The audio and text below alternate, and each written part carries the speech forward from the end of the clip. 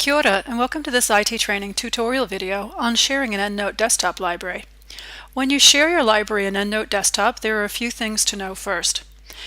Both you and the person you share it with will have to create an EndNote web account, and you will both need to have at least EndNote desktop version 17.2.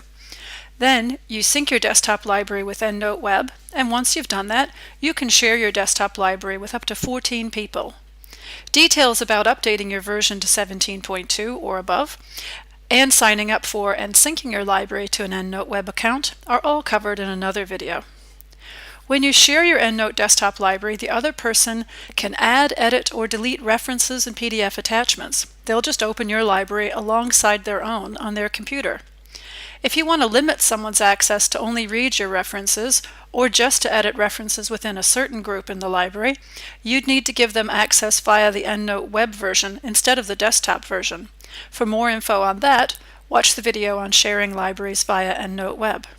So before I can share my library, remember I'd have to go into my preferences, and under sync, I would have to go in and make sure I've got an EndNote web account. Once that's in place, I would be able to share this library. And in here, I'll put in the email address and a message, perhaps, to anybody I want to share this with. Okay, then I'll just invite that person. Once I've done that, there's this little cog next to their name that shows me I can always remove them, and I can also remind them if they haven't responded to this invitation.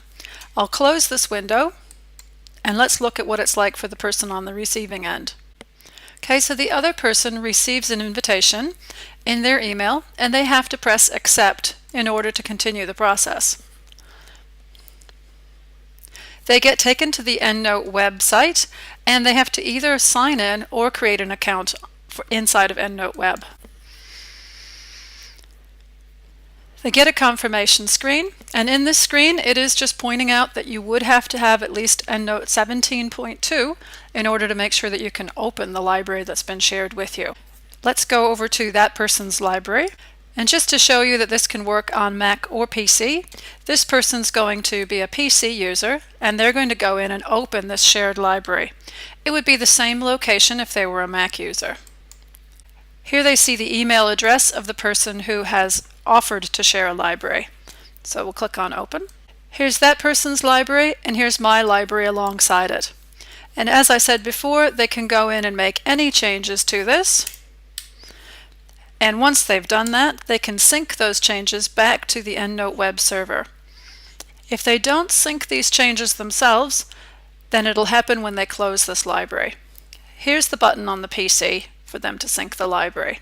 Back in the Mac version, if I wanted to see that change, I would go in and sync this library, and I can see that 1997 now says 1998 in here. So if this were a Mac user, again, they would just basically do File, Open Shared Library, make their changes, and press the sync button that would be over to the far left.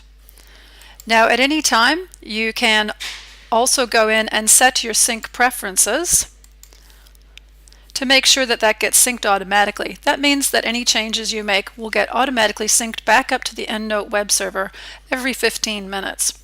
Otherwise, they will happen automatically when you close the library.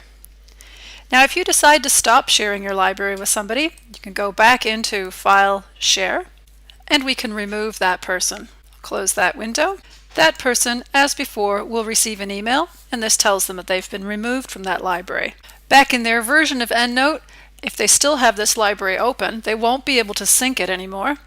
And once they've closed it, since they've been removed from it, they won't be able to open it again.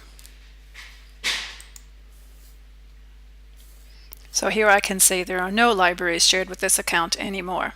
If you have further questions about working with shared libraries, there's more information on endnote.com. That concludes this IT training tutorial video. Thanks for your attention. Kia ora.